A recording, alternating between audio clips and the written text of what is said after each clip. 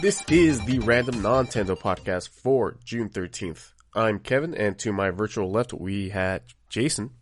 Hello. And to my virtual right, as always, we got Angel. What's up? What is up? So, if you didn't listen to the last episode of Quarantine Chronicles, 1, how dare you? And 2, this is actually just that podcast, but just with a different name. The numbering scheme conversation, I think we just ended up deciding to continue on with the numbers. Yeah, so this is technically the 26th episode of this podcast. So yeah, welcome one and all, and let's throw some shade as Angel had kicked us off right before we started recording. It was either let's throw the shade or what was the other thing that you said? I don't remember. Bang this one out? Oh, let's bang this one out. That's right.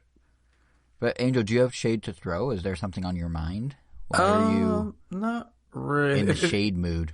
I mean, throwing on some shade, yeah, it's typically used like a negative thing, but I mean, some people appreciate some shade, right? I mean, am I right? Am I right? Like, some people like some shade. Yeah. Peter Parker in Spider-Man 3. When he goes with Gwen Stacy to that bar that Mary Jane works at, and the hostess, he gives her a 20. I'm pretty sure it was a 20, and he whispers into her ear, "Find us some shade, hot legs." I don't remember. So, and this is now an ASMR podcast, apparently. those Raimi movies, I feel like didn't age quite well. They're still fine, but they're very all three of them. Oh. Visually, well, I would say the shade has begun. Hold on. Well, yeah, let's throw some shade. Sorry, Sam Raimi. Don't get me wrong. I like all three of them. I do. I really like Spider-Man 3, but let's not. What? Wait. What? Yeah. Who are you? Wait. What? It's time to put Kevin's taste into question. When have I ever said? Have I ever mentioned that I didn't like Spider-Man 3? Or I don't think it's ever come No, but the up. general consensus is Spider-Man 3 is the bad one. The zeitgeist consensus. No, yeah. I'm not saying it's a good movie. I'm just saying that I like it. Okay, you just like it. Yeah. It definitely was very in its zone. It knew what it was, and it tried to be it. It's just maybe what it was not what people wanted. I mean, sure, but I don't know. Everybody sees Tobey Maguire as the... here we go. We're going to throw some shade on Tobey Maguire's Spider-Man. I feel like Tobey Maguire was the worst Spider-Man that we've gotten so far. As far as playing Spider-Man goes. As an goes. actor or as in his take on Spider-Man? As in his take on Spider-Man, which I guess would be more Sam Raimi's take. Because, Spider-Man is supposed to be cool, he's supposed to be funny, he's supposed to be quippy. Tobey Maguire had none of that. Or at least his Spider-Man didn't have that. I mean, in the first movie, he has one joke. Yeah, but, that's Spider-Man's whole thing. If people want to get mad, let's say they were to change his race, right? Let's say that we got a black Spider-Man instead. People would be all up in arms well, that's not Spider-Man. Peter Parker's supposed to be white, that kind of thing. But Black Peter Parker, right? Because we do have a black Spider-Man. Oh, Miles. Well, yeah, my bad. Black Peter Parker. And to be fair, Miles is Afro-Latino, I think. Afro-Hispanic? That's true. That's true. Cuban? Yeah, he's race, something? Yes, well, he speaks Spanish. So. But... Or Dominican? I think, yeah. I'm not sure which one. And he's just an awesome character in general. I really like him. Miles is awesome. Apparently he wasn't as Spider-Man Miles Morales is in the comics. I guess they... Oh, yeah, everybody hated him. Yeah, apparently they turned his personality around in the games and movies, but apparently he was maybe too similar to Peter Parker that it was almost pretty much like what Kevin said, that it was oh, this is dumb, we already have a Peter Parker. Well, keep in mind, there was also, when they first announced it, the whole cultural uproar that shouldn't exist, but apparently does, for whenever they decide to do a different take on a character that was previously white or male. Yeah. So there was also that intertwined in that criticism. It wasn't just, oh, we don't like the character. It was like, how dare they do another Spider-Man that isn't white Peter Parker? Like there was that intermixed in there. So, but like in what I'm saying with Toby, let's say they casted a black person as Peter Parker, people would be up in arms about that. It's like, it's not true to the character. But like, if you watch Spider-Man, Sam Raimi's movies, his Spider-Man is not true to the character of the comics. Because I read all. You're right. Yeah, he's supposed to. He like turns cool when he's Spider-Man, and that Spider-Man is not cool. He has Except like in 3. Well, yeah, but which is why you like 3. It all makes sense now. Huh? Yeah, I mean, yeah, because he's he's super cool. In that movie. That scene where he's coming out of the department store. You saw it? Dancing. We all saw it. Yeah. Yeah. You know what? I'm gonna go ahead and say that the third movie is the best one of that trilogy. Ooh. Well, I'm joking. Direct all your feedback, listeners, to @KVNGomi on Twitter. Now, see, Andrew Garfield's Spider-Man had the opposite problem, where Andrew Garfield was a terrible Peter Parker because he was way too cool, but his Spider-Man was perfect, including the costume. The Amazing Spider-Man 2's Spider-Man costume is probably the best costume, live-action Spider-Man costume that we're ever going to get. Yeah. But I know people don't even like though, movies. like, yeah, there's some... I feel like I like the original Andrew Garfield movie. The second one felt a little, I don't know, like the part where he first one looked like he was wearing a basketball fireman's hat. I'm just like, oh god. Yeah. But yeah. So where do you stand on Tom Holland then? I think Tom Holland is like the right mix of like his Peter Parker is pretty nerdy, and his Spider-Man isn't as good as Andrew Garfield's Spider-Man, or like he's not written as well as Andrew's Spider-Man, but I think he's still good. Like in the first in Homecoming, he does have like a couple of quippy lines, like when he's stopping those bank robbers. Right. Yeah. So I do think that he is the best one. I think my only issue with the Tom Holland Spider-Man, it's not a fault of the character. It's just how they try to make him work in the MCU is like, I feel like the other Spider-Man movies are like, oh, this kid's like, he gets these powers, he's trying to figure it out. This one's and he's like, resourceful and he goes to this super smart, what was that? Oh yeah, just like, being resourceful and like building most of his own stuff where this one is and like, not. Yeah, like he just idolizes Tony Stark and that's his whole character. And I have tech Tony Stark. You know what I mean? I think it's just kind of like, and he's in like a really well-off school and like and that's the one thing I liked about. Well, I mean, he was always off in a well-off school. Not in the original. Well, okay, let me rephrase. In the original, not the original. The one thing I liked about Tobey Maguire is he was just a kid from Queens, like literally, like he was living on a random street. He's like went to the public school. It's just like whatever. But then like this Tom Holland, it just seems like it's like privileged Spider-Man. I don't know how better to describe it. Like, he's buddies with the billionaire. So in Civil War, he's like living in an apartment complex in like a tiny little room, and then but he still is going to like a really good school that's for like gifted kids and stuff. That's a school for like, gifted kids. I mean, yeah, that's always been that's always been part of his character though. Even in the comics, that's always been true to his character. Then I'll just stick to my criticism of the idol of him being Tony Stark Jr. And I feel like that's one common criticism that I see about those movies is that it's like, oh, he's not Peter Parker enough. But I guess the way that I bat away that criticism is being like, well, you already have 2 other series that did this exact same thing. People are already complaining that these movies are exactly the same. You can't also complain when they decide to switch it up. That's fair. And one other complaint about the Marvel ones, because I'm just going to say it. Can they stop wedging the word home into everything? I get the first one's called Homecoming because he came back to the MCU. And then the second one's like, all right, Far From Home because he's traveling. But now they're just like trying there is a Homecoming dance in Homecoming. That's true. But now they're trying to shove home into, like when they did, when they revealed the title for the third one, which I'm now forgetting, Far From Home? No Way Home? No, that's the second one. No Way Home. No Way Home. When they revealed the title and then they had each actor reveal a fake title that were all as plausible as the real title, like I just like, okay, maybe you can stop using home, maybe, possibly. But besides that, I do enjoy them. Don't get me wrong. I enjoy them. I think it's just like, Or go ahead. go ahead. Go ahead. No, go ahead. I do wish the first one was called Homecoming, so home was at the beginning. The second one was Far From Home, which was at the end. I wish they would have had home in the middle of the title, but then what happens for the fourth movie? Did they put it in front of Spider-Man? So if it goes like middle, back, front, back, middle, if they were doing home, 4, Spider-Man 4. They'd have to do it in quadrants. First or word, home, second word, Homer third Man, word, fourth Home word. Spider. Yeah, or that. Yeah. I don't know. Maybe they just do home twice. Like they call Spider-Man 4 Home Sweet Home. Two Home, like, two Home, Two Furious. Two Home, Two Furious also works. Yeah. Home Drift, Tokyo Home. Yeah, Tokyo Home. Home 9. H9. There we go. Yeah, exactly. H9, the Spider-Man saga. Mm-hmm. We got it. Got it. Hopefully someone from Marvel's listening.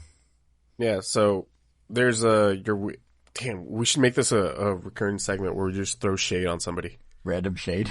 Random shade to people Random that will shade never on know Nontendo. like our existence. we took down Sam Raimi, Tobey Maguire, and Andrew Garfield. The only one that got away scot-free was Tom Holland. To give Sam Raimi a little bit of a boost at the end here, I am looking forward to his take on Doctor Strange. Oh, I forget that he's doing that. Yeah. I'm very curious to see what he does with Tom Holland is going People are to gonna be be Doctor so Strange? disappointed. No. Yes. Sam Raimi's going to direct. It's like, yeah, whatever. Sam Raimi's directing the new Doctor Strange, Multiverse of Madness. Oh. Yeah. Which in and of itself is kind of a homecoming for him to Marvel. So really it should have been Doctor Strange, Home of Madness, or Multiverse of Home, or something like that. But missed opportunity. People are going to be really, really mad at those two movies. Oh, of course they are. People assume that Sam Raimi is somehow going to bring Tobey Maguire back because it is the multiverse. Oh, look at people assuming. Yeah. Well, the problem is they are, for the next Spider-Man, already doing a multiverse and casting legitimately confirmed different people from the different Spider-Man movies. But we don't know they're playing the same characters. That's the thing. Yeah, it could be a Ghostbusters remake know. thing. No. One or two of them playing. spilled the beans that they're playing the same character. I forgot who. But well, someone basically Jamie was like, Foxx it was isn't going to Alfred. look- Alfred Molina was like, "Oh yeah, I'm playing Doc Ock again. It's great." No, Like, yeah. just said it. He's going to play Doc Ock. We don't know if that's Spider-Man 2's Doc Ock.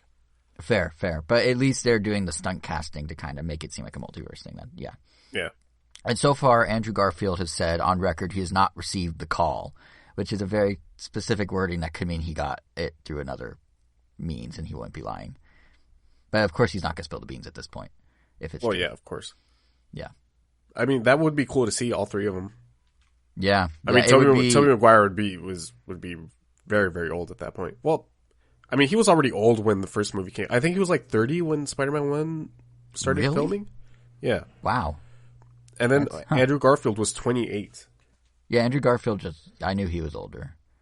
Yeah.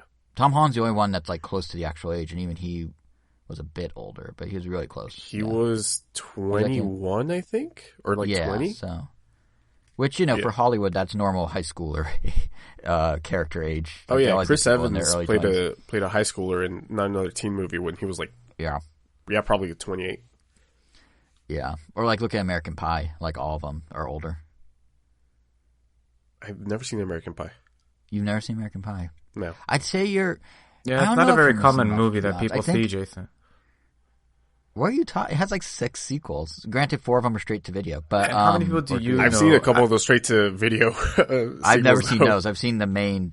I saw the first one and I think the second one, maybe the third. Anyway, they're not necessarily great, but they were like the watershed of their time, like the watershed teen movies. Like it was like stuff like Breakfast Club and all of what's his name's movies. That guy, that director, John Hughes. And then there's like a moment with, I guess, American Pie that kicked off like the next wave of teen movies that were like a little raunchier. They swore more, and American Pie was kind of what led into everything that led to eventually Not Another Teen Movie. Which was kind of riffing on American Pie and the whole subgenre of that sort of like raunchy teen movie. And then that sort of gave way, I feel like, to like the Will Ferrell, Seth Rogen comedies, which then sort of did their own take on it with Superbad. So it's like it's interesting how kind of this path that these sorts Wait, of did you say with teen Superman? movies go down. Super bad. Oh, I think yeah, Superman. You know, Superman Returns, the hit Seth Rogen movie. Directed by crap, what was his name? Bryan Singer. There we go. Yeah. With what's his name that played Superman and then never Brandon again. Routh. Brandon Routh was an alright Superman. Yeah, he wasn't bad, and I enjoyed his role on Chuck. Did you guys ever watch Chuck on NBC? No, only appeared in it, and that's a bit. I feel. No, that's true. You were in it. I feel Chuck. People that talked about Chuck were just as crap. What's the word that I'm thinking of? Terrible. You're about to throw some shade. They were fans of Chuck. Were just as obnoxious as I was when I was a huge fan of Community. Yeah, Chuck fans are pretty obnoxious. Community fans can be obnoxious. Well, the thing is, both shows were always on the bubble and were always on the verge of being canceled. So fans were always so unnecessarily, well, no, actually necessary in their minds, but very passionate about their fandom because they wanted to make it clear that they loved the show to get more people to watch the show so that the show would live on. And in both cases, Community and Chuck, they lived on like 3 years past it when everyone thought they'd be canceled because they kept, and both of them did a Subway campaign to save them, which is kind of a weird coincidence. Yeah. So Chuck was, I think you know what? I think that was referencing Community. Yeah. Yeah, no, well, Subway made a deal with NBC and did product placement in Community, but Chuck did it first. And basically, I guess Chuck, I don't remember exactly what happened with Chuck, but they had also a promo in the show, and that spun out of fans. I think Subway was a regular sponsor, so fans were like, oh, well, let's get Subway to want to keep sponsoring the show. Let's all go to Subway on one day and be like, we're Chuck fans. And then when their revenue goes up, they'll go to NBC and be like, listen, this fan base is passionate. We'll keep advertising to them if you keep making the show. And then that became a product placement in the show, and then Community a few years later did the same thing. Yeah. Which I think was a nod to the Chuck one. Yeah. Right. Yeah, Chuck's fun. I mean, some fans were very passionate about it, but yes. So when Community took over a Subway at Comic-Con, that was because of the campaign. Yeah. I see. Yeah. Yep. How did we get in this conversation? Throwing shade. Someone was throwing shade. First Spider-Man, then Chuck fans. Like, wow. That's right. And Community fans. Only Jason. But granted, well, not true. Seeing as how I'm a Community fan, I think I can speak for. Yeah, I got speak the double for whammy. All of us. I got that we were pretty insufferable. Yeah, but you gave me the double whammy because I was a Chuck fan and Community fan. Day one for both. Actually, day like -1 for Chuck because they filmed the pilot at a CompUSA down the street from my house, and that's how I first heard about shows because I went just to go browse CompUSA, and it was turned into the Nerd Herd and Buy More from the show. Like they completely converted the store, but it was still an open store. So we were like chatting with a producer, like, what is this? And they were telling us about it, and they were describing it. I'm like, oh, it actually sounds kind of cool. And that's how I found out about Chuck. And somewhere in my house, I have a prop from the set. They gave us a flyer for the Nerd Herd from the set.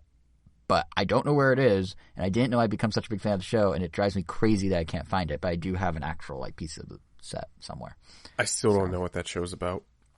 All I know is that he's like an office worker or like an office supply worker or something. And kind of. He works for the Geek Squad. Like, yeah, Yvonne makes him into an agent or something.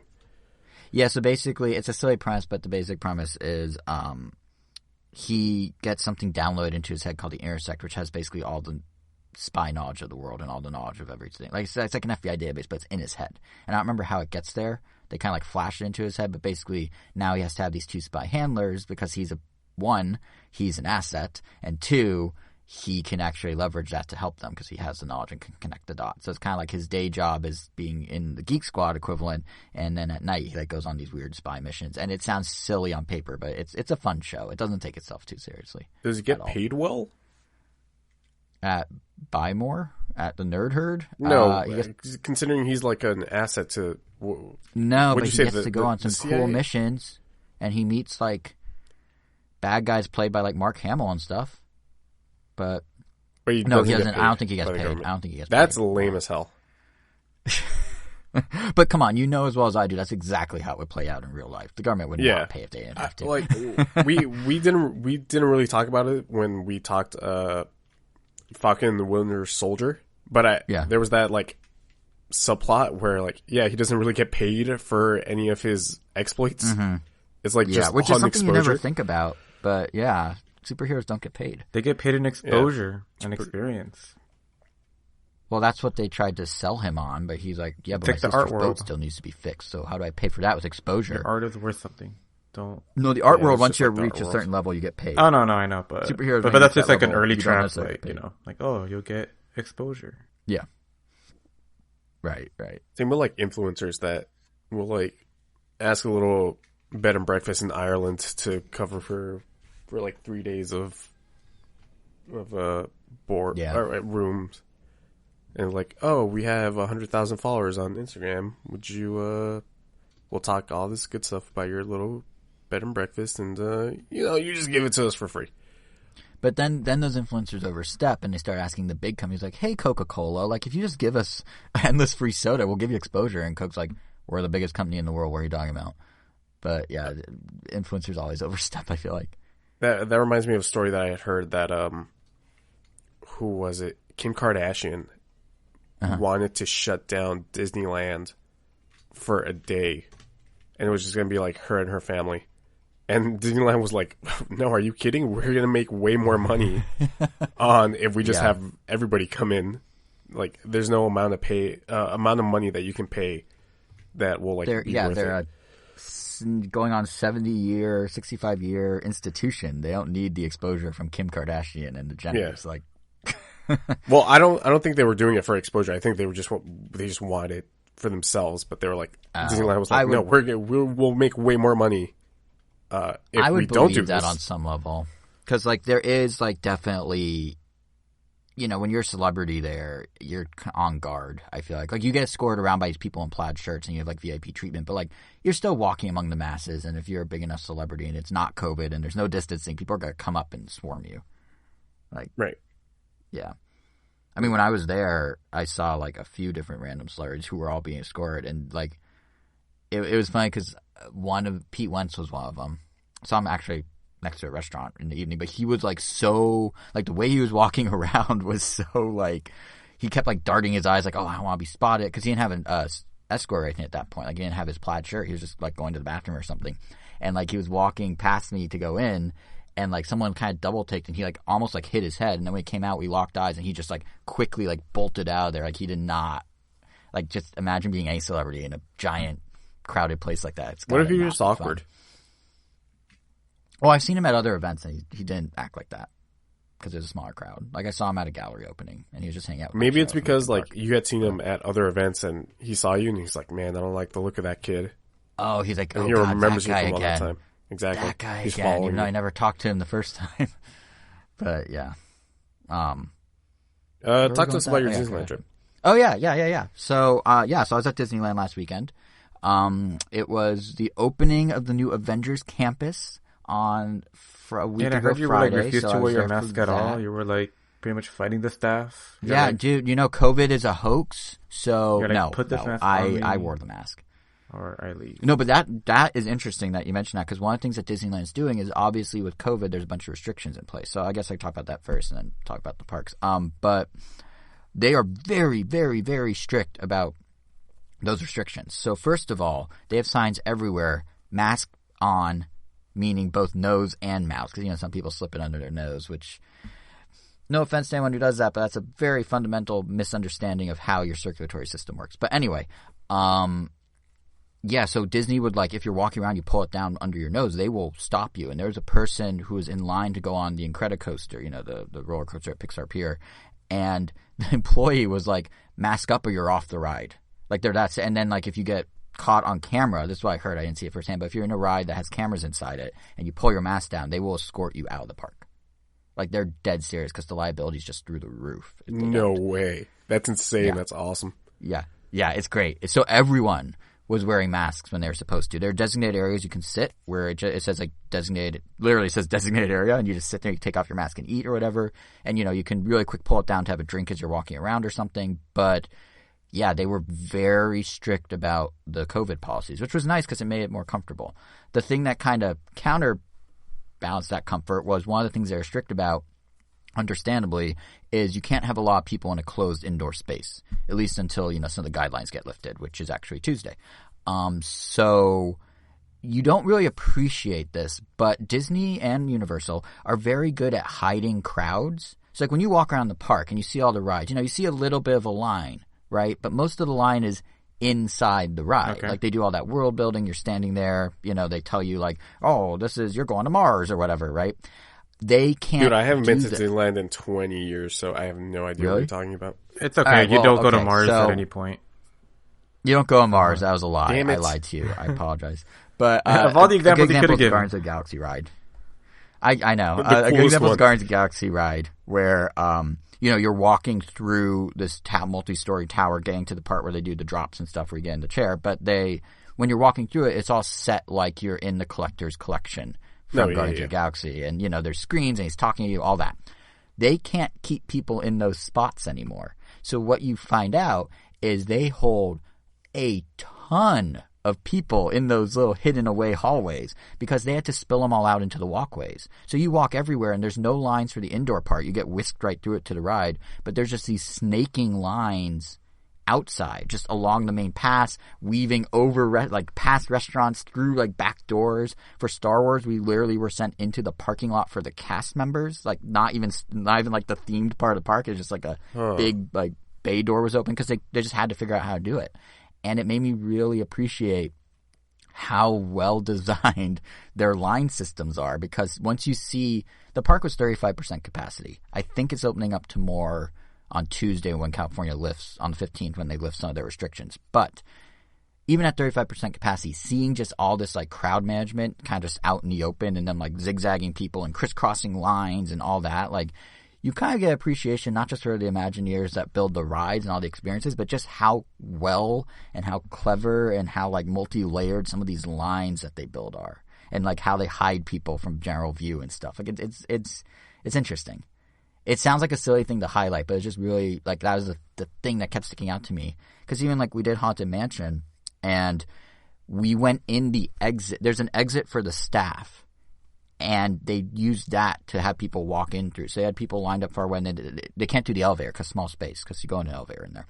So they had one group people go up a staircase one way, one group go down a staircase another way, and they converted this back hallway into part of the ride. So repainted it, put up portraits of various scary people, I guess. My girlfriend used to work at Disneyland, so she was like, oh, this hallway's never something we can go through. And they just cleaned this all up like crazy. They really did put an effort to come up with other ways to move people around. And it was just wow, you don't really think about that part of the park. You always think about just how cool the Spider-Man animatronic is at Avengers Campus or whatever. You don't think about all the logistics that go into everything else. And it was kind of, seeing it broken, so to speak, made me appreciate it a bit more. So that said, that's great or not, but where's the shade?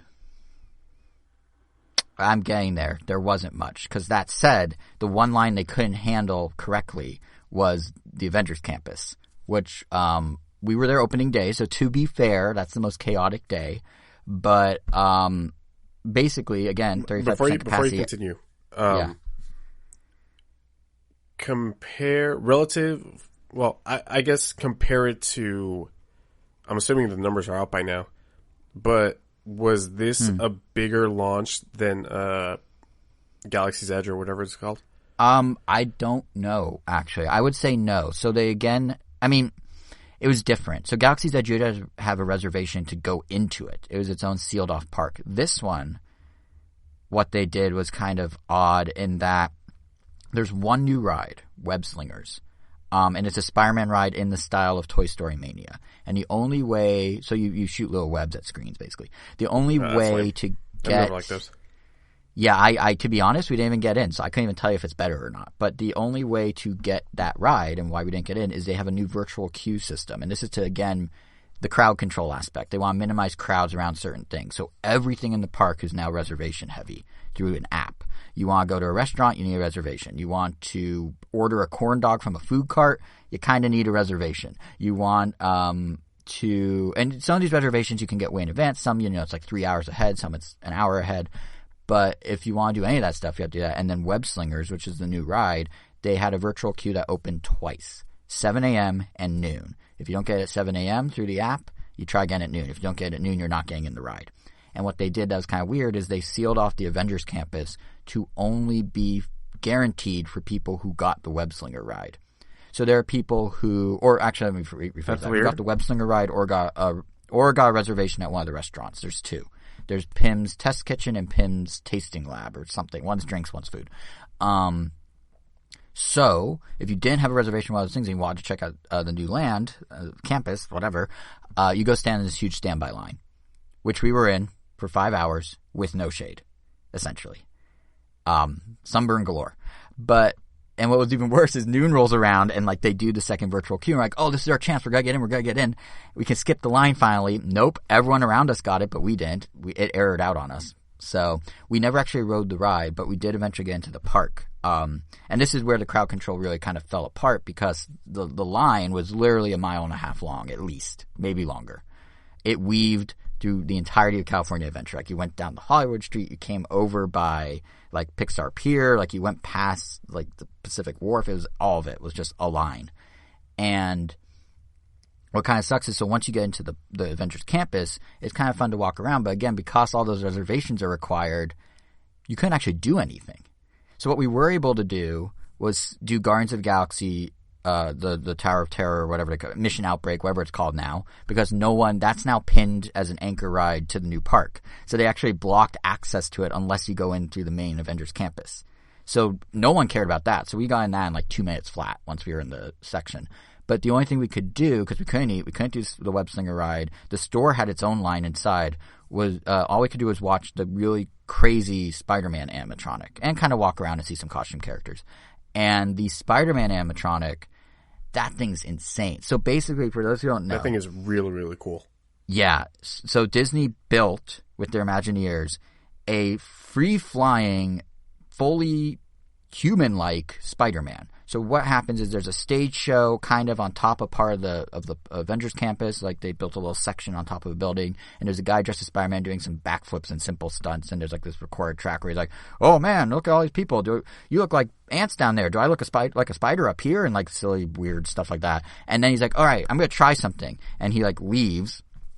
And then you wait a few seconds, and you hear like a running start sound effect, and then you just hear a catapult, and this animatronic Spider-Man, no strings, no webs, no ropes, nothing, flies 60 feet in the air and does a full front flip and looks like a perfectly normal human. Like not half, but I heard multiple people go like, how is that safe for that person? Like people didn't realize it was animatronic. It looked that real.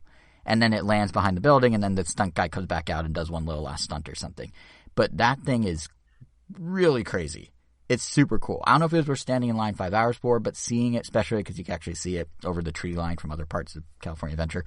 But it was really cool. And it, like, you could tell all the money was poured into that because the rest of the Avengers campus, I mean, they themed it, but it's not like Star Wars where you step into another world. Like Avengers aesthetic is just like slightly curvy but very metallic, slightly futuristic looking technology. You know what I mean? Like it's that look where it's like everything's like a little bit futuristic but pretty much what you see in the real world, so they couldn't really theme it to the same extent. And I think they even had trouble figuring out what to like theme the food around, which is why like Pym from Ant-Man got the majority of the food and drink, because that's easy. You just make things really big and really small on the same plate, and then that's your theme for the food. Oh yeah, that's a good point. Like, I didn't think of that. Yeah, so like they don't really have like, it's hard to theme Avengers really.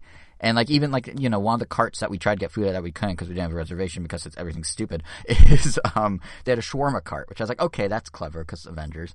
But yeah, we couldn't even get food there. We could only get drinks. If you needed food, you needed a reservation. It was booked 2 hours into the day for the whole rest of the day. So that was kind of weird.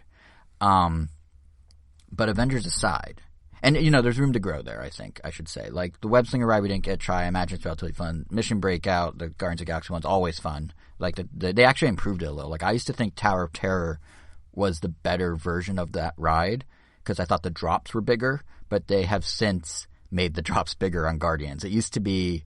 So Tower of Terror had preset drops. So for those who don't know, basically you go up and down, up and down, up and down. They drop you fast enough that your legs kind of give out, and it feels like you're, like, floating a little. Or not give out, but float. And it used to be Tower of Terror had preset drops, so you do like a small one, a medium one, a big one, done.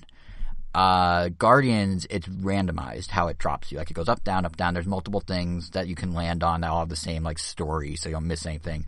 But they used to do really small drops and just do them way more frequently. Now they seem to do a mix of small drops and the old big drops. So that one was really fun.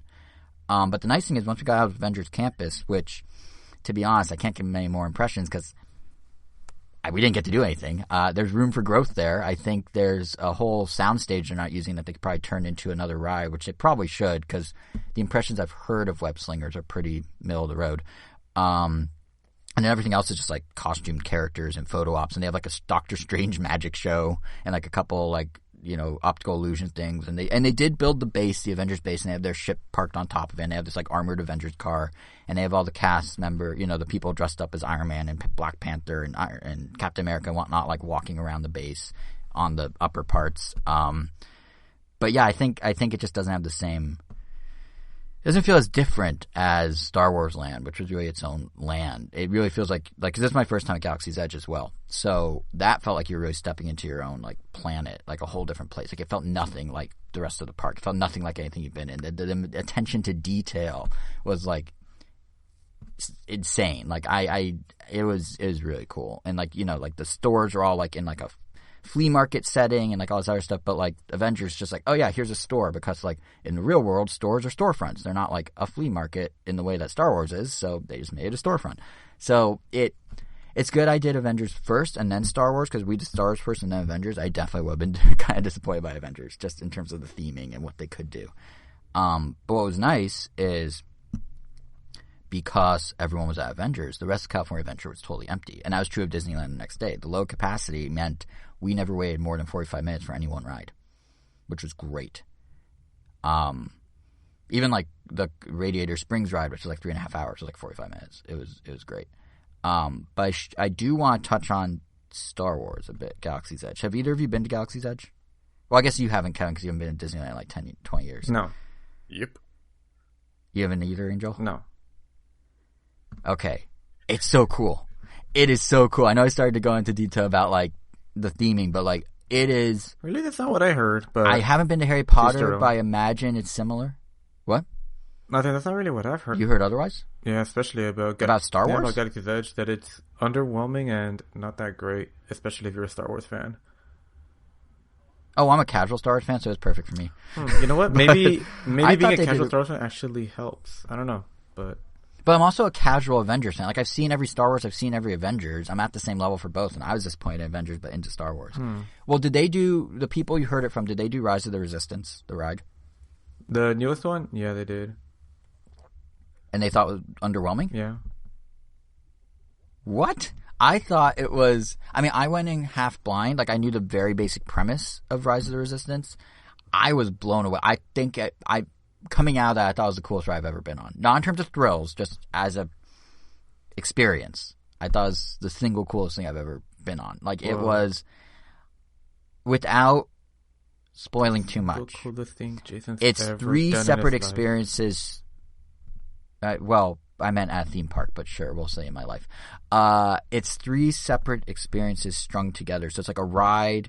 You're on a ship and walking around, and there's like there's actual actors and stuff, and then you're back on a ride, and then that ride becomes another ride as you're on the ride. Like, it goes from being like Indiana Jones-ish to being something totally different. It's really cool. I really want to describe it. I guess I could give spoilers. Before you continue, yeah, I've never been on the Indiana Jones ride. Is there a boulder that chases you? Yeah. That's actually one I didn't get to do this trip. Flatten you out? No. Well, yeah. I mean, of course it doesn't flatten you out, but like, does it fall on top of you? No, it just stops. It's like inflatable, right? It stops short, and then you kind of like duck under it with your cart or whatever. I don't remember exactly. And you theoretically it stops short. Oh, okay. Yeah. Okay, I thought it was like inflatable, and it does go over you. No. It's like everything's on a track, so you're able to be fair. I was told that it does go over you back when I was like 7 years old. So don't get mad at me. That explains the flat question. Do you get flattened? Should I spoil Rise of the Resistance? Should I just tell you guys how it goes? I don't care. I'm probably not going to Disneyland anytime soon. So by the time I don't really care, but I feel like it's something that, like, why spoil it? Well, Like, why? Like this. Well, people can skip ahead if they don't. Well, I don't know. I just want to. Well, I mean, I mean, I mean, what kind of ride is? Are you gonna get? I just All say. right, so are we gonna get? okay, that's what I'll do. All right, if you want to go in totally blind, don't listen to the next 3 minutes or so of the podcast. All right, I think I'm actually gonna abstain. Okay, and I'll meet you back in 3 minutes. Just send me a message. well, I'm not gonna tell you the plot. Yeah, but I don't want to know Okay. Kevin, the mechanisms of it either. Because I mean, I'm already don't have any expectations for Star Wars then. Because I guess I'm somewhere in the middle of the road, but I feel like I'm between somewhere middle of the road and not interested at all for Star Wars. So a quarter of the way there. But because of that, I want at least something to look forward to, even if it is kind of cool. So I'd rather just, right. Yeah. I'll just not describe it beyond what I already said. I could just We'll leave wait it at 3 that. minutes. It's fine. Just send a message. This is how. Okay. All right. Let me sign off, and then Kevin, I'll tell you about it. Sure. All right. Well, I just need to take my headphones off and look at the chat. Oh. Okay. All right. Yeah. Bye, Angel. Bye. Okay. So basically, how this also is a virtual queue, by the way. So you only get 2 chances at getting into it. Luckily, we got it. But basically, you start on it's like a slower ride, kind of like Star Tours, where you're in a thing that's moving, and then there's screens around it, and you're supposed Star to Tours got replaced, ship. right? No, it's still there in Tomorrowland. Oh, it is. Yeah. Okay. Which it got updated, so it's a little smoother because it used to give me motion sickness, which is rare for me. But yeah, so you're on this transport. There's an animatronic alien running the ship who's really well detailed, and basically the ship, you're something with the resistance. Exactly like Star Tours. Well, here's where it changes. The ship gets attacked by the Empire. The ship gets stormed by the Empire, and then you are escorted off the ship, and you're suddenly on an Empire starship, and you walk out, and you're in this huge room with 4 dozen stormtroopers all standing there, and then you get escorted into a jail cell. You get broken out of the jail cell by the Resistance with a lightsaber cutting the wall, and then you're put on a track in a maintenance bot with a droid, and you're weaved through all these different corridors and rooms of the ship. And admittedly, this is the part where maybe it is a little weak because they have lasers shooting at you and stuff, but the lasers, they could have done light pyro, but instead it's just little streaks of LED lights on the walls, I guess. But you're sent around. Yeah, that's a little weak. But then you go into a room. Wait, did you say a little pyro? They could have done sparks flying in the background or something. Not on your cart, I was gonna say removed. Yeah, just straight up, just in the air, just fire. Yeah, just had fireworks over you. No, but they could have done a little. I don't know, something with a little more oomph. But that you're sent to all these different rooms, and you go into this room with these 4-story looking tall AT-ATs. You literally are weaving between their legs and their full structure. And then you go into this other space, and it's Kylo Ren, and he's using the Force, so he's dragging your cart towards you and away from you, and it's doing kind of the cart's moving you're being dragged. Oh wait, by this is Force. This is always on track. This is all on tracks. Okay, when you but said there's that, interweaving tracks. Stormtroopers come in and they No, they do. So no, that's the thing. Yeah, they walk you. So the first thing, the transport is one ride. Then they interrupt that ride and they walk you off the ride and escort you through a ship to a jail cell where there's then a 3D animation that plays stereoscopic, glasses free 3D up top on a bridge, and you're watching that. Then they break you out. They set you on a cart. That sets off another ride. You go through this ride where you're weaving through stuff, and then ultimately you go into a room. You hear a latch, and you're like, "Huh, what's gonna happen?" And then the floor gives out, and suddenly your cart that was on a track is now dropped down a few feet into a screened thing that has you looking like you're flying through space, and you crash land back in Galaxy's Edge. They have you fly into the park, essentially, as if it was a planet. that sounds pretty cool. Yeah, it's literally you made it sound way lamer before.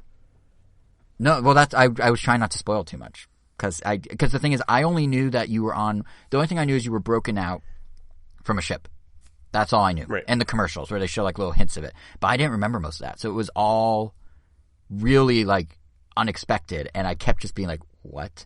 And next thing my girlfriend was just oh my God. We kept being what is happening? Because it kept escalating and we had no idea how far it was going to go. And then when they do the drop and they send you through space and then suddenly it's a super souped up Star Tours and you're the whole ship is your cart is really swerving and flying and you go kind of vertical, and it's just whoa, this is it's really cool. It's not the most thrilling ride. It's not, if you like roller coasters at Six Flags, you're not going to love this.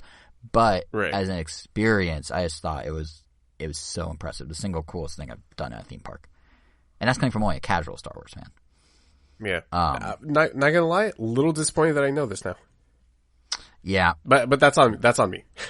Yeah, it's I was so torn on whether I should even mention it on the podcast at this detail, but yeah, some people will never go, so now they at least know what it's like. We can get Angel back, or we cannot. Or we cannot. Tempting. Kevin, do you have we're throwing shade. What do you got on Angel? Quite a conundrum. What do I got on Angel? Yeah, we're throwing shade. He's not here. What kind of shade? What kind of shade do I have on Angel? Yeah, what do you have? That he's a psychopath for walking things backwards. Oh, he's back? No. We didn't tell you to come back. I heard Jason call my name. Or just say my name at some point. No, I was saying we can throw shade on you because you're gone. No, but I heard you say at some point, like, should we get him back? Your weird habits. I heard, should we get him back? But then we decided to throw shade instead. Oh, I mean, I could... So anyway, that was Disneyland. Yeah. Damn, you went on for a while. I'm kind of glad I missed out on that. Yeah, dude, it was like, yeah, as I told him, I'm kind of bummed that I kind of know what goes on now. Yeah, I was, as I told Kevin, and now everyone that's listening, I hope gets here twice. I really hesitant to even say anything. Yeah, honestly, like, well, some people are never gonna get to experience it. So. Yeah, hearing the mechanisms of how a coaster works only ever makes me less inclined to go on it, because like, I wouldn't exactly call it a coaster, and I wouldn't exactly say its mechanisms. Well, I mean, but I get your point. How the ride works. Kevin, you get what I mean, right? Yeah, I absolutely get what you mean. Yeah. Well, I meant like how the ride works in general. But yeah. In closing, Disneyland, pretty cool when it's 35% full. A little weird with COVID. And one thing I forgot to say is none of the costume characters could be anywhere near you, so they're on like elevated platforms, and you have to like take selfies with them from far away, which is kind of funny. But yeah, that kind of sucks for the kids, but yeah, it kind of does. I mean, the kind of cool thing is they're leaning into it, so it actually feels like better world building. So, like in Star Wars, they don't have... I mean, one thing they're missing that I think would have made the land better is normally there's stormtroopers and droids and stuff walking and rolling around and interacting with people. They can't do that. But instead, they had, like, like stormtroopers that would do patrols on top of the buildings and things. And they had, like, Chewie that was, like, working on a ship off to the side. And, like... So they had the characters, like, doing things, not just kind of standing there. Which for Star Wars worked. Even for, like, Disneyland, like, on Main Street, at the train station at the end of Main Street, they had all the characters just like at the end of the night, they're all just up there waving goodbye, which is like, why don't they do that anyway? That seems like such an obvious thing to do. So there was some weirdness, but also some kind of nice additions to the fact that the characters had to be kind of put in places that were thematically relevant to them versus just walking around. So, yeah. But anyway, that was a long ramble about Disneyland.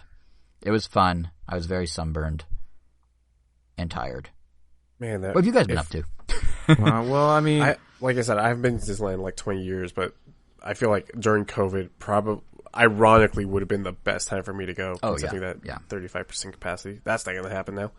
No, not only that, but also it's only Californians. So we have a good vaccination rate out here, so it was relatively safe versus if it was, say, in some country. Yeah, at this rate, I don't think I'm ever going back to Disneyland. I think the last time I went was the last time. Angel used to have an annual pass. Do you think you're ever going to get one again? If they ever offer an annual pass again, probably not. Go back, sure, but get an annual pass again. That's right, they canceled them. Oh, yeah, I don't even think that's an option anymore. But, yeah, if they ever bring that back, then... Yeah, it's not. Probably not. I think when we had them was a good time to have a pass, I feel. At least, like, in my life. It was, like, when Sundays were almost always free, and it was like, oh, it was just a nice thing to slot in. Now, I don't know if I could really slot it in. I just comfortably, but yeah. Oh, one other anecdote from Disneyland. We won a plush Wally, like a 3 foot, not 3 foot, that's wrong, like a foot tall plush Wally from one of the arcade games, one of the Midway games at the pier. So that was exciting as a Wally fan. Yeah. Yep. Wally is objectively the best Pixar movie. Agreed. My absolute favorite. Angel? No comment. You want to throw some shade on that opinion? Yeah, this is where you throw shade. What is your favorite, Angel? I don't know. It kind of changes from time to time. Sometimes it's a Toy Story. Was it ever Wall-E? No. No. Wow. Yeah, I liked it, but I don't know. I think it suffers the same problems as like Up, where only like the first half is really good and the rest of it is just pretty middle of the road, in my opinion. Actually, yeah. To be fair, whenever I think of Wall-E, I think of the portions up until the humans are involved. I mean, the human part was fine and the message was good. But exactly. like, Yeah. Like after that, it's just fine. It's like oh man, like the direction of the movie, No, everything is all really great, and then like it's not that it gets bad. It's just not as interesting anymore. Like it just feels like it kind of got sucked into an average movie at that point. Same thing with like Up. Like I feel think like public opinion on WALL-E definitely changed over time. Because I remember people really, really loving it, and then those criticisms of it, where like the second half is definitely weaker than the first half. That became a prevailing like argument against WALL-E. Which except I'm not, I'm not discontinuing, but I still love WALL-E. Like I still love it. Yeah, I think it's a good way of putting it. So weaker second half. Because like I would definitely wouldn't call it a bad second half. It's just weaker. Yeah. Especially with Up, I feel like I think that's way more obvious in that one. But yeah, I mean, I do love John Ratzenberger's character, the captain. Oh yeah, I do think that it was extremely bold of Pixar to basically make the first 20 minutes of that movie, maybe even the first 30, essentially a silent film. Like that was crazy. Like they told everything through just WALL-E's little chirps and his actions, and Eve's little chirps and her actions, and like that was really cool. Yeah, exactly. And I think that's why it was so strong, is they were able to tell the story so easily with so little.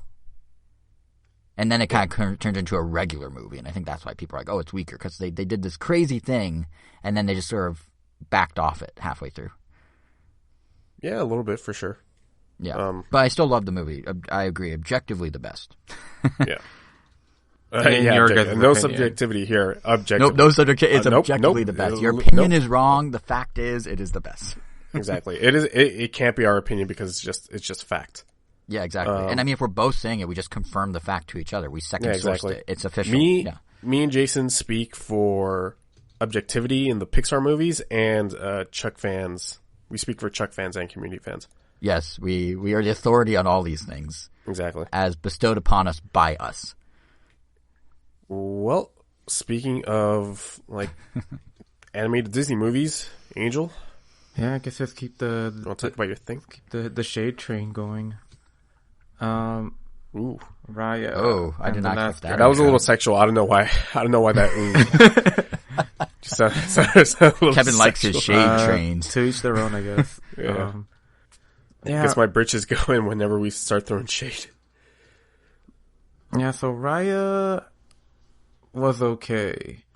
Like after the credits rolled on, my sister, brother-in-law, and I were all kind of like, that was just okay, huh? Like it wasn't that great. Like I don't know. I think compared to, I don't even know if it's like other Disney movies lately, because I don't really think I've seen a lot of Disney movies lately. I feel like this movie came and went. Like I heard no discourse surrounding it. Yeah, I heard some even discourse, as a but that was release. Also like kind Soul of had more discourse. I definitely heard some discourse around it, but I was also kind of looking for that discourse too. So that doesn't really count that much. But I saw a billboard for it, if that counts. Like one. I've seen like 5 dozen billboards for Cruella, but I've seen a billboard for Raya. Yeah, I mean, like story wise, so I don't think like Disney tried. I mean, the theme is great, the story is great, but I guess like where it kind of missed the mark for us was just like the type of humor. Like it kind of felt like I was watching something by somewhere between like Illumination and DreamWorks in terms of the quality of the writing. Like everyone, I don't know, especially the dragon. It's almost like they were trying really hard to give us another like genie personality. Like another like, oh man, this is gonna be like the iconic comedy person of the decade. But I don't know, they were more annoying than anything. Like I feel like every single one of these jokes was like a joke that I've heard in like I don't know, something aimed at younger audience. Like this movie, like yeah, like Disney movies are like, you know, they're typically for all ages. I would say some of them, while yeah, like you could say that they're aimed at kids, the writing and the stories and the characters, I don't know, I feel can sometimes be equally enjoyed by all. I mean, just kind of look at the Toy Stories for that matter. I'm sure there are plenty of like kiddie jokes there, but I don't really remember them. Like when I'm trying to think back to them, I'm like, I can't really think of one, and I'm sure there has to be one, but if anything, when I think of Raya, like half the movie felt like, yeah, like it definitely knew what its target demographic was, and for lack of a better term, like there were like a lot of cringy moments, I guess, just humor that felt more cringy than funny, and some other things that just felt like it's weird. Was it like slapsticky or? A lot of people, it's mainly like the way people talk or the way some characters talk. It's like they're trying to sound hip. Gotcha. But oh no, this thing's gonna age horribly if that's the case. yeah, and Anytime they try and sound too hip, it sticks out 5 years later as no longer being hip. yeah, it's kind of weird. But I mean, luckily that's like my biggest problem with it, and unfortunately, like that did kind of hamper the overall enjoyment of it, because we felt like it could have been better. But I mean, there was also like these there's like a baby that's also like a con artist that jumped around like a ninja, but it's just a baby, and it has like 3 little monkey friends that, you know, run on its escapades. And yeah, like, oh yeah, that's a funny Does concept. sound like a DreamWorks or Illumination. I mean, it's a movie. funny concept, but it feels like something is straight out of Boss Baby. Like, I don't know, it just doesn't feel. It feels like something Disney wouldn't do. I don't know. I maybe. So what is the premise? Maybe we're just. I don't even know. All I know is it involves a dragon. Maybe we're just expecting too much. Honestly, I think our expectations were just way too high. Because like sometimes when we watch like a Pixar movie, and in some cases a Disney movie, like, you know, I expect it to be great. Like, I'm like, oh, I know I'm gonna enjoy this. I'm gonna love this movie, and most of the time I do. But half of those times, like, it surpasses those expectations, and I'm like, oh my god, I did not expect it to be this good. Like, I mean, that's kind of like how, like, I remember my sister and I like felt about Coco. Like, we kind of went in knowing a lot of people liked it, and we're like, all right, I'm pretty sure we're gonna like it, but we ended up really loving it. And I don't know, maybe we were expecting like a tearjerker moment in this Disney movie, but also kind of wasn't ever. There was never nothing ever really felt like, I guess we'll say there was no real impending doom. Like, there clearly was supposed to be, but like, I don't think I ever felt like the characters were ever in any real danger. We weren't even given, I mean, skip like 10 seconds for this spoiler, but it's kind of a weird spoiler. Wait, but what's the premise? How you spoil something we don't know the premise? Well, it'll make sense. It'll make sense. All right, starting now. No one dies in this movie, like, at all. And for Disney, Well, I would assume so. It's Disney. Yeah, When did you yeah. die? Do in the animated movies, do people really? yeah, Like die? yeah. Mainly, Who died in mainly, Frozen? mainly parents. Who died in Frozen? Who died in Tangled? Who died in Wreck-It Ralph? Like, what are you talking about? You know what? Maybe it's more of a. Well, I mean, the villain, for that matter. Actually, yeah, the villain. Well, at least the villain died. Is there even a villain in this? What is the premise of the movie, Angel? At least we get like a villain death, but usually we get like a parent death. I mean, in Frozen, yeah, both Anna and Elsa's parents die. Yeah, I guess a parent died in Frozen, but And so did in Tangled. what- Well, I guess Mother Gothel got murdered, but yeah, this one, like, yeah, like, no one died. It felt like at the end of it, we were like, I think we're owed a death, Disney. What the heck? Like, they tease so much just for like everything to get too nicely wrapped in a bow at the end. Kind of like Soul, like, where I felt like there's a death. I felt like it would have undercut some of the progress that a character made. Kind of like in Soul, like that one. I felt like. So, Angel, does a death make sense in the plot? Like, what?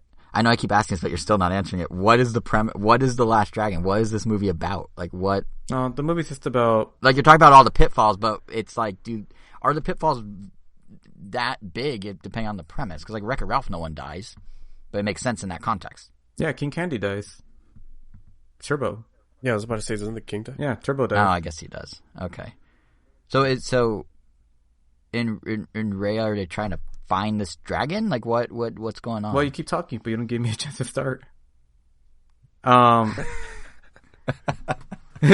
right, so the movie's just about prejudice and racism. Like, once upon a time, there was a giant. I mean, all the people lived united as Kumadra, but at some point, these like evil things, they're just like purple clouds that just start turning everyone into stone. But then the dragons came together. Well, 5 dragons came together, and one of them was able to defeat these purple cloud monsters, and subsequently turned everything into stone. But there was like a dragon orb that remained, which was like the last bit of dragon magic, because all the dragons were pretty much stoned at this point.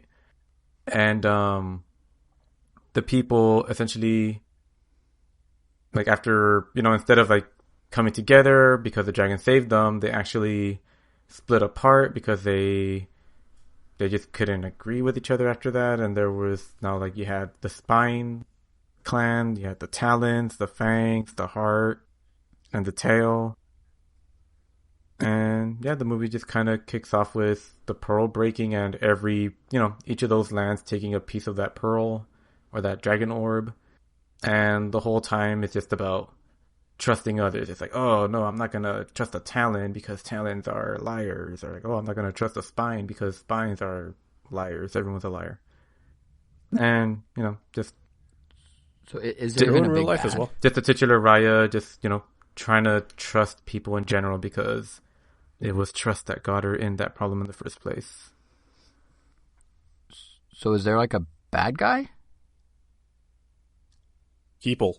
Liars. Yeah, no, I know. That's what I'm Doesn't saying. bad That's guy. what I'm angling at. Yeah. So if there's no bad guy, and it's just about racism, I'm not sure who would die. Yeah, the dad was definitely set up to die, like from the very Racist? beginning. I get, but they're also racist and learn to overcome their racism, it sounds like. So I guess racism dies. No, yeah, there's the way, like, I guess, like, the movie begins, because, it's about, like, Raya and her dad, and how her dad just keeps telling her, like, you gotta learn to trust people. And then, she ends up trusting someone that ends up, like, backstabbing her. And then the dad gets shot, and you're like, oh man, like, he's gonna die. Like, this is, like, gonna be like that moment where, like, she takes that thing to her grave and has to, learn to trust people in spite of the fact that her dad died because of trusting people, but maybe being too trusting. But, like, no, he's fine. He just got turned into a statue, and that kind of saved his injury somehow. But You got Ash Ketchum. yeah, he got Ash Ketchum. I mean, theoretically, And then they also do, like, a that fake out could later change where her it's character like, by itself, couldn't it? and then there was also, like, a fake out later where it seems like someone's gonna die, but it's like, oh, well, they're clearly not gonna kill this person. So it almost, like, loses any of its impact, because it felt like that person had way too much plot armor. So, like, the one person you thought was gonna die didn't, and the one person the one person that they tried to pull that on you, you knew wasn't. So I just felt like they missed on their, like, I don't know, I guess big emotional moments, like, that could have been more. It's like, I don't know. Maybe they're trying to always kill someone. Well, I think that's what it was. It felt like they were playing. I know I keep hanging on this, but it just seems such a weirdly specific criticism. It's like, no one died in my cartoon. No, I mean, I there's think other he's ways. saying I more just like think- there felt like there was no stakes. yeah, there were no emotional stakes. Okay, It just felt like they were trying. It felt like they were setting up for them. I mean, like, because, like, Disney animation is great. Like, their acting is impeccable. Like, the themes are great. But, yeah, there was just no emotional payoff.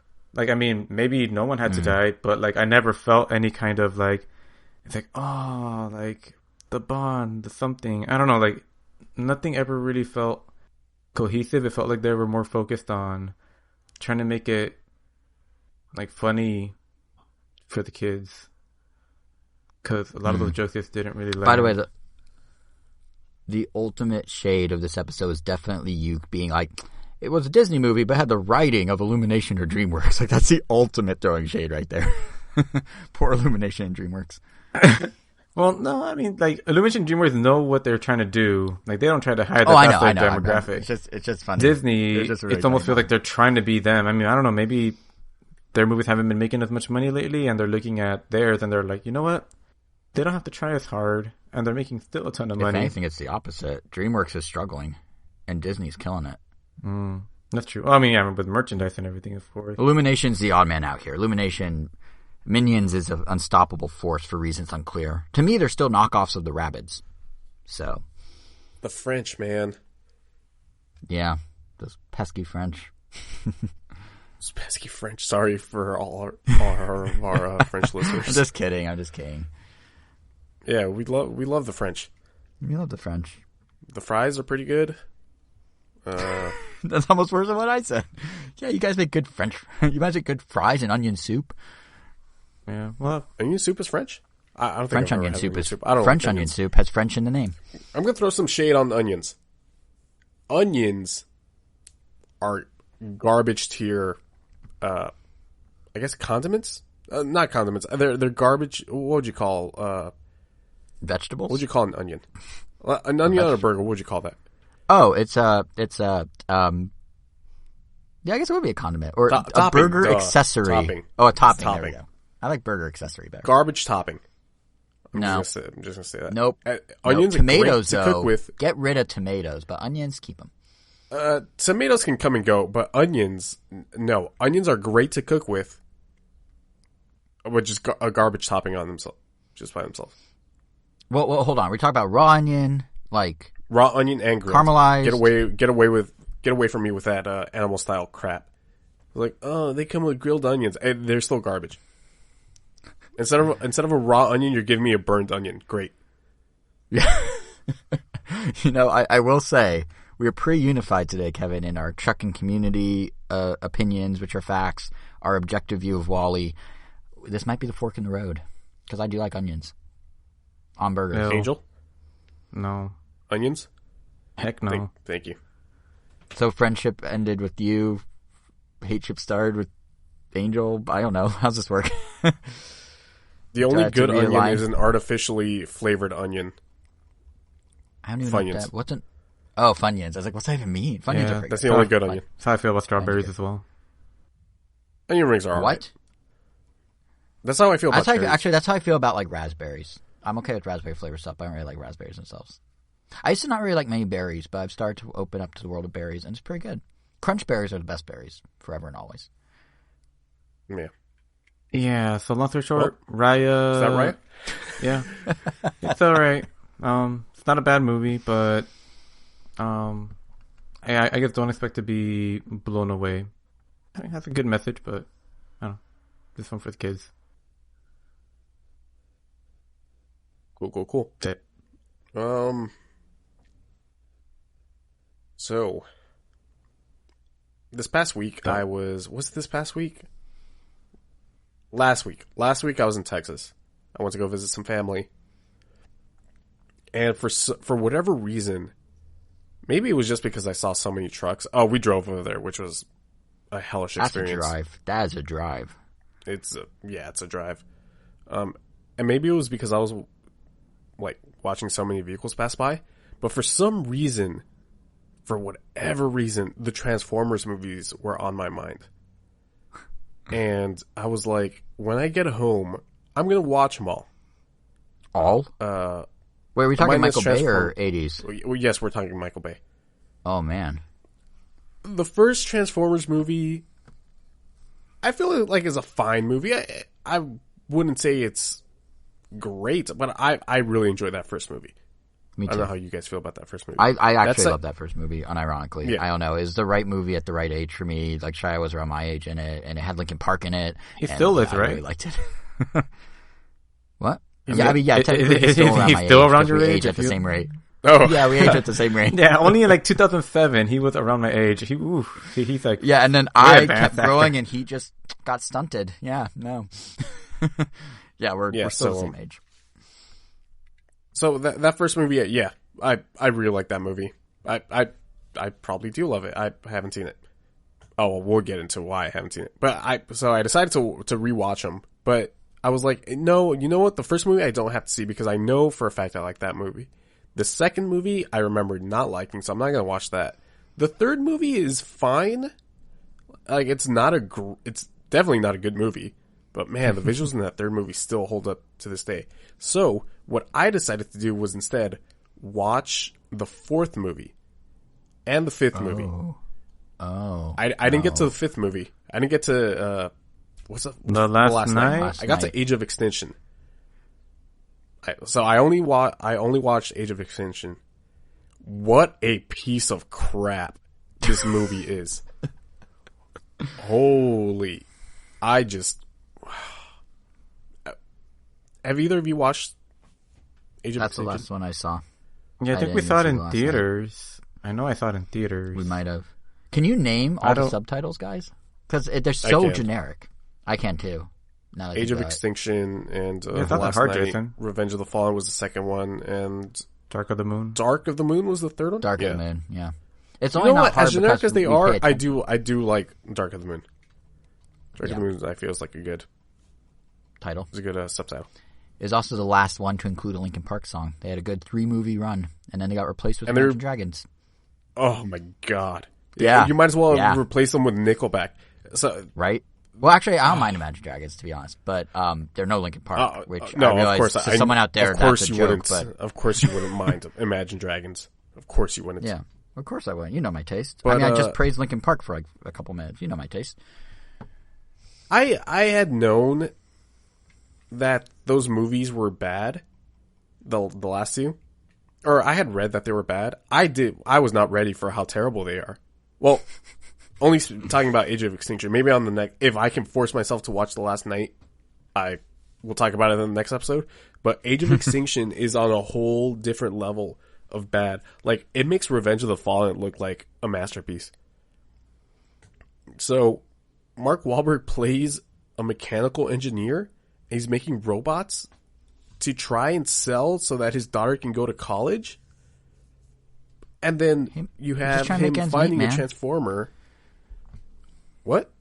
You're just trying to make ends meet. Don't judge him for building he's just robots. trying to make ends meet. And then he's like threatening realtors that have a good reason to foreclose on his house.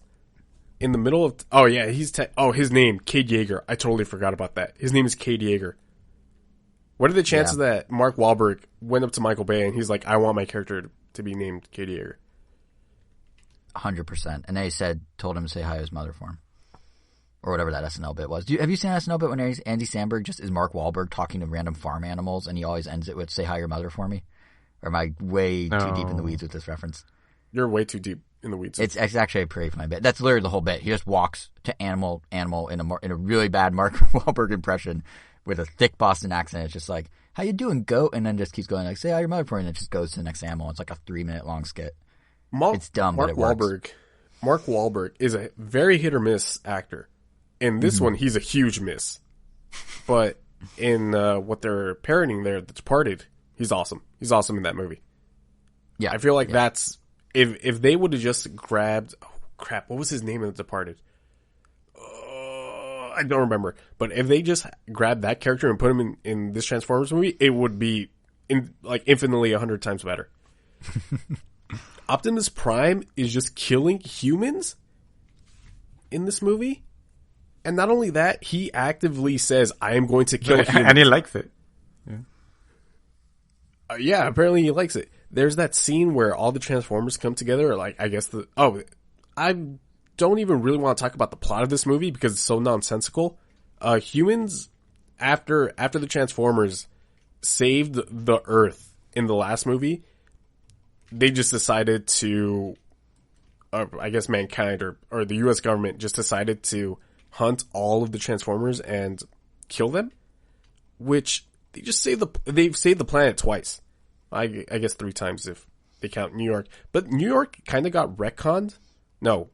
Where did they fight in the first movie? Was it Chicago? Chicago. No, Chicago's the third movie. Sorry, the first one is... I don't know. Was it L.A.? I don't remember. It wasn't L.A. Was it? I feel like it was just generic city. Did they ever say? I don't remember. Yeah, me neither. Because it was like it's so like suburbia for most of that movie. Yeah. But like that fight got swept under the rug to the point where I guess people just didn't know that battle happened because in the second movie, I guess this entire franchise is a mess, really. But Age of Extinction, I gotta come clean. I did not finish this movie. I didn't even get to the Dinobots. That's how bad this movie is. That's the only thing I was interested in the movie were Dinobots, and they were like so like ho hum. And that's apparently like towards the end of the movie. I could not. I got to the point where Stanley Tucci got introduced, and I like me some Stanley Tucci. I'm not afraid to say that The Devil Wears Prada is one of my favorite movies, and he's in that movie. He's a great character in that movie. Have you guys seen The Devil Wears Prada? Jason, I think you would probably. That's a good movie, right? Yeah. I enjoyed it. It is. Stanley Tucci's great in that movie. Stanley Tucci absolutely sucks in this movie. I feel like everybody sucks in this movie, just straight up. They all just Mark phoned it Wahlberg sucks. Mark Wahlberg sucks. Stanley Tucci sucks. Kelsey Grammer's in this movie for whatever reason, but Kelsey Grammer is just playing mean Kelsey Grammer, so maybe he doesn't suck. I don't know. I don't really see anything that has Kelsey Grammer. I never saw Frasier. Wait, that's his show, right? Yep, that's his show, which I've also never seen. Yeah, exactly. He was Beast in the X-Men movies. I forgot about that. Oh, yeah. Yeah. That's weird to think about. Yeah, this movie is terrible. As soon as I saw Optimus Prime just killing humans, I was like, okay, well, the movies had already gone off the rails in the previous ones. Now, just having, this hero to so many kids just straight up saying, I will kill this one human who is hunting us, is pretty insane. Have you seen Bumblebee?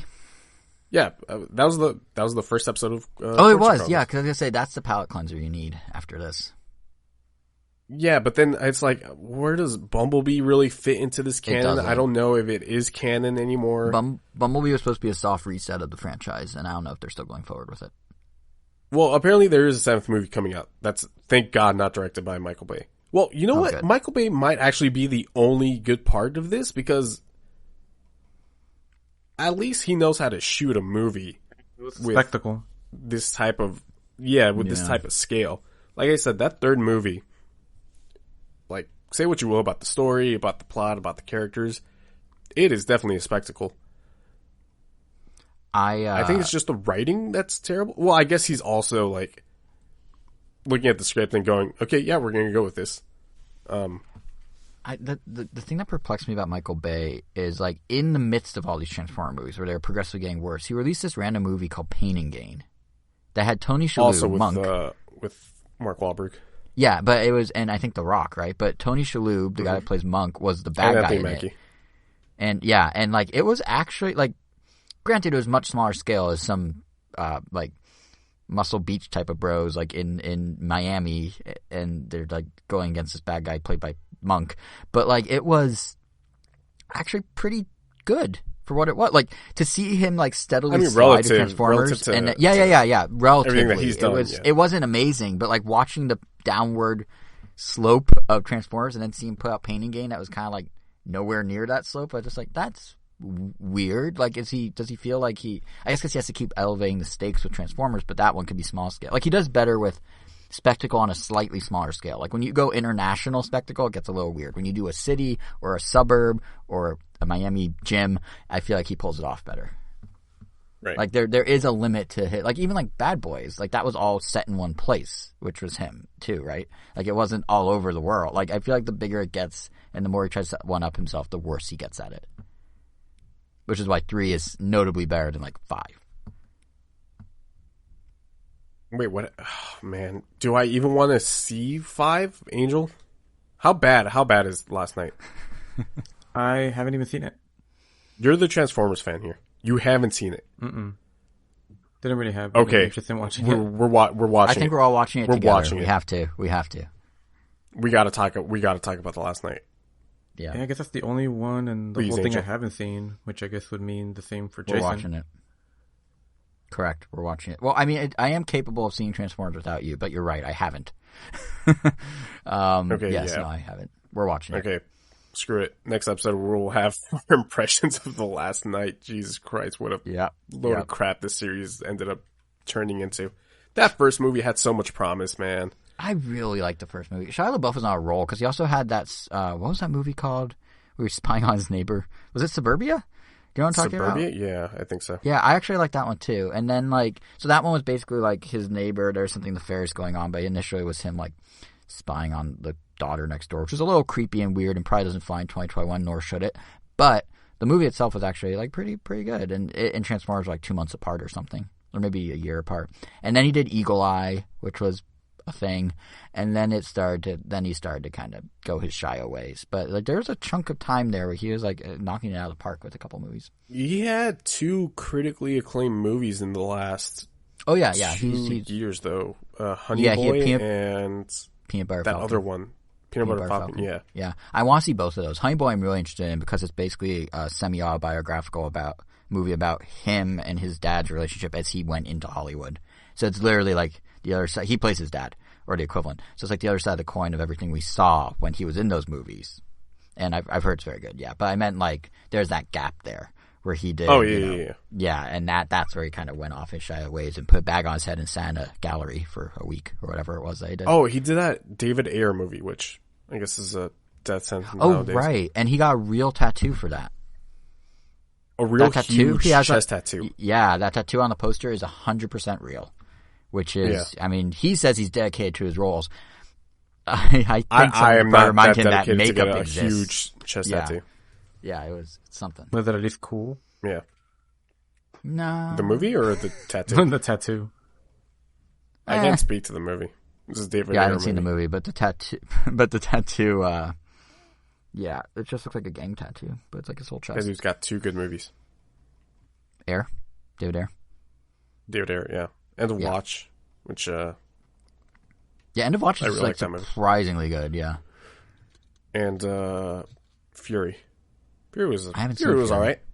It was I haven't alright. seen that one. But, And then came Suicide Squad. And then came Suicide Squad, which is still the worst movie that I have paid to see in a theater. It would have been Batman vs Superman, but I saw that movie for free, so don't have to worry there. Did you ever see Fantastic Four in a theater, the new one, the Trunk, whatever that director's name was?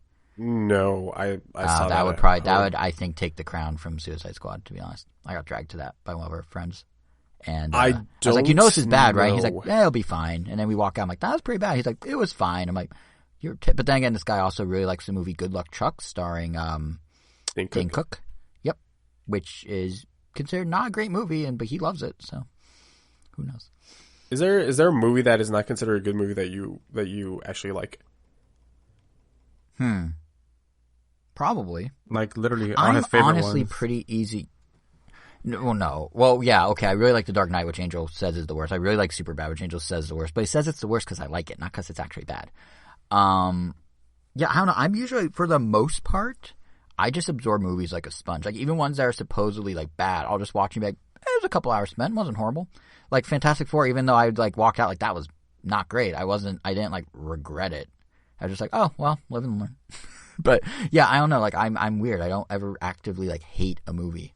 I just kind of let it wash over me. Are any movies, have And you then found the any ones that are boring? good stick with me. And the ones that aren't, just pass. I mean, have you found any to be boring? Probably. That's probably a movie's worst sin. Cause I mean, Yeah, I mean, there's definitely some that, like, expectations weren't met.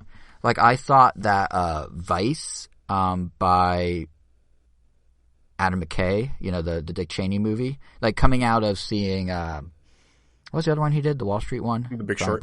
Big Short. Coming out of Big Short, I'm like, wow, this is really good. And then they said they were going to do Vice about Dick Cheney. It's like, okay, it's going to be really interesting. Saw Vice, came out, I was like, it wasn't as good as Big Short. And that's, like, as far as my train of thought went. I never was like, oh, this is awful, or this is horrible. Like, I'm not, generally speaking, my opinions, I feel like, aren't as strong as, like, yours are, Kevin, for example. Like, you are very much, you know what you like, you know what you dislike, and you stick to your guns. I kind of just let things sort of, like I said, kind of walk I kind of over wish me. I had and the that things mentality. I like, Because I feel I'd be way less cynical if I did. oh, but your cynicism's so fun to listen to. I mean, it's fun to listen to. It's not fun to live through. Fair. Because, yeah, like with me, it's like if something is good, dick. it will stick with me. Just use me for content. well, that's pretty funny. No, never, Kevin. But no, if something's good, it'll stick with me. But if it's not good, it's just kind of in one ear out the other. But it never like haunts me or like bothers me or like it's not like if you say what's the worst game you played. I mean, I could say Superman 64, but that's just because that's the default that so many people say. And yes, I have played it. But, like, really, if you're like, what's the worst Nintendo game out there? I'd have to really give it some thought. Because there's a lot of games that are subpar. There's a lot of games that, you know, like, there's things they could do better. But there's still... No, see, Yoshi's Crafted World, I think the aesthetic and everything really could make up for some of its pitfalls. I think even something like Chibi Robo Zipline, where like, oh, it's Chibi Robo's side-scroller, who wants that? It was Nintendo's first stab at, like, a Bionic Commando type of gameplay, and it kind of worked. It just wasn't what we wanted. So there's, like... I don't like disparaging... Bionic Commando type weird. of gameplay. Are you sure about that? Yeah, like, you know, Isn't it? Because you use you can use his plug like a grapple. No, Like a commando with his I arm. mean, just to go from platform to platform, but it's just more like a whip, if anything. You don't really swing around. It's just like Bionic? It's like instead of jumping. Oh, you mean Chibi? Yeah, and Chibi. Oh yeah. Yeah, it's definitely not like Bionic Commando. Bionic Commando is fun. Oof. But yeah, see, like I don't throwing shade on Ziplash. Man, we're just shade left and right. But yeah, I don't know. It's very hard for me to actively dislike something. Which is, I don't know. Maybe I'm just too nice. Yeah, see, like I said, I would rather go in with that mentality, as you said, like, nothing haunts you. I'm going to be forever haunted by Age of Extinction. It's like, the fact that I have that implanted in my memory now, it's going to be very hard to forget. And like, honestly, like, even stuff like Batman versus Superman, like, because I know you referenced that, like, the whole, like, they share their mom's name. I was like, this is dumb. But I was like, but like, some of the action was cool, and like, some of it was shot well, and I kind of like this costume, like, I kind of like this, and I kind of like that. So like, I always balance it in my head. I don't know why. It's like, I almost don't want to like hurt the feelings of someone I'll never talk to. It's weird. Like, I'm not saying you do, Kevin, but I'm just saying, like, in my mind, because I'm so like such a, I guess, people pleaser, and I don't like saying no, that like, even when I don't like something, I find things I like within it to kind of make it feel like I didn't like waste my time or something. I don't know. It's strange. Yeah. Well, Age of Extinction sucks. I don't think anybody who worked on those movies will care, considering that movie, I think, is the highest grossing Transformers movie. Yeah, because of China. Because right, they marketed it heavy at China, and that's why so much of it takes place in China, and why there's Chinese product placement. Yeah. Yeah, I didn't even get to China in that movie. That's how bad that movie is. That's like 2/3 of the movie, too. No, it's the last third. Jesus Andrew, Christ. is there anything you God, so many actively inappropriate jokes at the expense of his daughter. TJ Miller, calls her hot. She's supposed to be like 17, and TJ Miller is TJ Miller. That's like a whole plot point for them, right? It's like the whole like Romeo and Juliet law that they keep bringing up over and over again. That dude keeps a card of the Romeo and Juliet laws in his wallet. Why? Michael Bay, he could have just said no. Let's draw a line to the writers. But no, he decided to keep it in. No, because Michael Bay likes that stuff. That's like a running thing in his movies. It's sort of like weird, like he does sort of borderline racist stuff, and he does sort of borderline like awkward sexual stuff. And then he does. And that's just like, straight up racism in some of his movies. Yeah, exactly. Yeah. But like that's just his, like, he's a bro that's really good at explosions. That's basically it. Honestly, I wonder if you got a competent writer to work with him, how that movie would turn out. You know what? His Netflix movie, I think, was written by the Zombieland guys. Oh, but I really? know it wasn't received well. But I'm not. Hold on, let me check. I'm pretty sure it was done by those guys. But they also did Deadpool and. I keep forgetting they did Deadpool. Yeah, which makes sense. They have a similar. I mean, obviously Deadpool's Deadpool, but they have a similar kind of meta vibe. Yeah, it was the Zombieland guys. Angel, 36% on Rotten Tomatoes. Oof. We never got to you, Angel. Is there anything you actively dislike? There's plenty of things. Conan, Linkin Park. Okay, not things I like. Things you, on your own, actively dislike. Oh, by the way, next Random Nontendo, I'll be talking about my final trip to see Conan O'Brien before the show wraps up. Just a little tease for all one person who cares out there. You're absolutely going to cry. No, because he's still going to be around. He's still doing shows. He's just not doing this show. Maybe a tear will be shed. We'll see. But Angel, is there, like, besides just listing off the things you know I like, is there anything that, like, you've walked out and be like, that was awful? Or are you more, like, looking for good things in a bad place like I am? I think I'm more in your camp. Like, I definitely haven't regretted watching a movie. Like, I think at most I'm just disappointed, but that's pretty much it. Like I said, like I was with Raya. Mm-hmm. Like, I didn't regret watching that movie. There was plenty of things to like about that movie, but I was just like, damn it, It's funny because it's like I was looking. I just really wanted to love it, but I couldn't. So you could take that how you will. But yeah, I don't think I've ever walked out of a movie feeling like, oh, that really sucked. Even Ninja Turtle ones, like, I mean, obviously I wanted the last 2 live action ones to be really great, but as all roads lead back to Michael Bay. God damn it! Well, he produced it. He's like less responsible for this one, but he still gets all the credit regardless. But I mean, case in point, I don't even remember the name of the director, and I feel like I should have. But I know the first one was directed by the guy that did. Well, crap. I guess I don't know, but I'm pretty sure he's the one that did Clash of the Titans, which me and Matthew saw that movie in theaters. We had an okay time with that movie. It seems fun. But that the Unleash the Kraken? Yeah. That's Unleash the Kraken. I think he was also supposed to. He was set to direct the live action American Bleach movie too at some point. Oh, jeez. Well, yeah. Like even those, like, there's plenty of things to not like about the Ninja Turtle movies, like how they changed the origin, the turtles, the designs themselves. Oh my god, those designs. But I mean, we still bought the figure. We still, I don't know, just enjoyed watching a Turtles movie in the theater. That's kind of like what we ended up getting out of it. And at least the second one had a little more fun with it, even though it also had its fair share of eye-rolly problems. I still just as much enjoyed watching a Ninja Turtle movie in theaters, which I'm sure will be the same case for the Seth Rogen one. I don't know if I'm going to like it or not, but I was about to say, where do you stand on that? Like, are you excited for that, or are you like cautiously optimistic? Like, as much or are you as worried? I dislike, well, I can't say I really hate it either, but like even Ninja Turtles 3, which is notoriously the worst one and all that, like I don't necessarily hate it either. I don't think they definitely have the worst costumes. Oh yeah, and honestly, like off the top of my head, I can't think of anything positive about it. Even the fact that it's a Turtles movie is a negative because it's like, oh god, I can't believe they did this to the Turtles, that this is the movie. But because it exists and because of how terrible it is, that gives me some kind of pleasure from it. I don't know. It's weird. But yeah, so I guess no. I guess there isn't. Yeah, I guess I'm just gonna have to keep on being that person for the group. The foil. Just be the overly cynical one.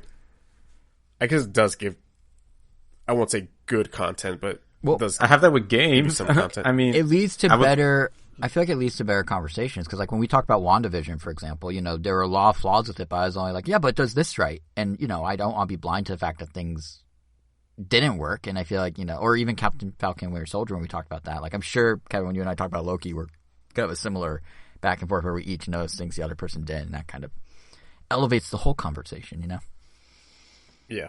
That being said, Loki, that first episode, dynamite. I loved it. Yeah, me too. Well, the vibe is great. Over, but yeah, the vibe is like it stands out. It doesn't feel like weighed down by being part of the main like phase 4 as the others, even though it is like it feels a little more independent, which gives it a little more elbow room to do its own thing, and it's totally seizing that vibe. And it's 100% Marvel's version of The Good Place.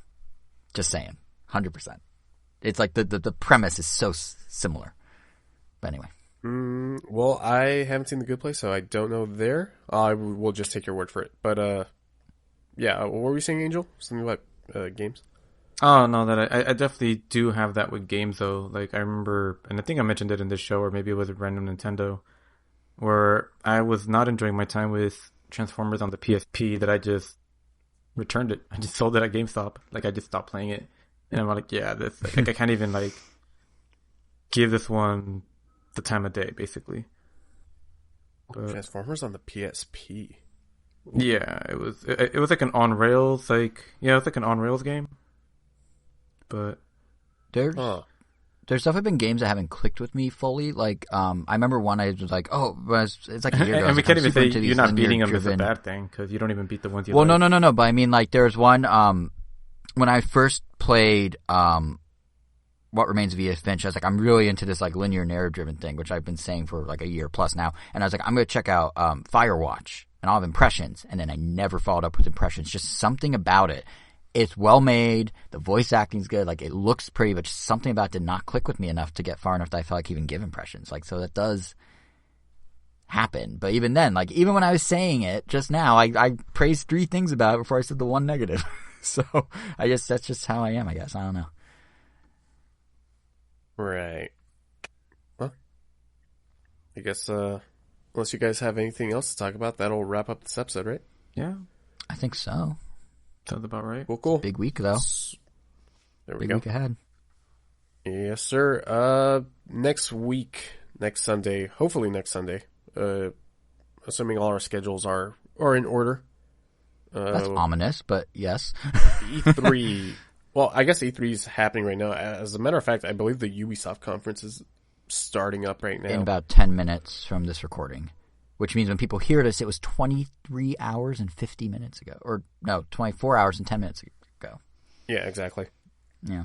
Yeah, so, Random Nintendo, we will, obviously we're going to talk about their Direct. Mm-hmm. I probably will not see the Treehouse because, that's just way too long for me. But the Direct will have all the highlights. And, you know, other exactly. presentations. We're talking about Ubisoft. It already got leaked. Mario & Rabbids 2 is official. So we'll be talking about that, among other things. Spoilers. It's Jesus. all over the internet. Yeah, you can't Jaden even just loves to spoil like, things, huh? Wait, how's that a spoiler? By the time this even airs, it would have been announced a day ago. Damn, Jason just likes to spoil things, huh? That's a good point. Well, it's already in news by the time people hear this. Damn, Jason just likes to spoil things, huh? Well, anyway, E3 is going to be fun. Yeah. Random Nintendo, we will have, we're going to talk about all stuff E3, and then Random Nontendo, one topic, we're going to watch that goddamn Last Night movie. I'm going to have to force myself to watch that. And then whatever else we saw, played, watched, ate, we'll talk about. Have we ever talked food on this podcast? Yeah, the yum to buck ratio. The yum to buck ratio. The yum to buck ratio. How could I forget? So crucial. Pretty sure we had a cool conversation on donuts moments. and cookies. And, yeah, we did. And pan de chocolate. And you know, now that we're not tethered to being quarantined, the whole world is our oyster, including actual oysters to eat. So I don't like oysters. Me neither. I don't know why I referenced or scallops. That. They're weird. They're like doing shots of salt water. If you eat them out of the shell. Oh, okay. Well, yeah. I'll probably never do that. All right. Not missing now much. For the housekeeping stuff. What do we usually do when we do? I'm so bad. This is would you like me to step in? An entire year. Step in?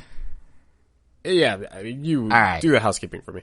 Hey guys, so if you want to catch us on all the great podcast platforms you may have, we're on Apple Podcasts, Google Podcasts, Stitcher, TuneIn, Pandora, YouTube. We are RamNintendo.com. You can find us on Spotify as well, along with any other podcast out under the sun, including iHeartRadio. We are on Twitter at RamNintendo. You can follow us individually on Twitter as we share presumably E3 thoughts this week or thoughts on the last night. I'm JSR7. Angel is Weiro, WEIRO_O. Kevin is KVN Gomi. Yeah, we're back hopefully next Sunday, which is the insert date here because I don't know it, for Random Nintendo, and then the week after that, Random Nontendo. And yeah, with that, do I throw it to myself for the final word? Because I already did the final word. Okay, so Kevin, final word. No, I'm not going to do the final. You're still going to do the final word. So I'll throw it to you. Okay, Kevin, tell me to say the final word. Jason, hit the jingle. Hit the COVID jingle. That's not a final word. I don't know what to do.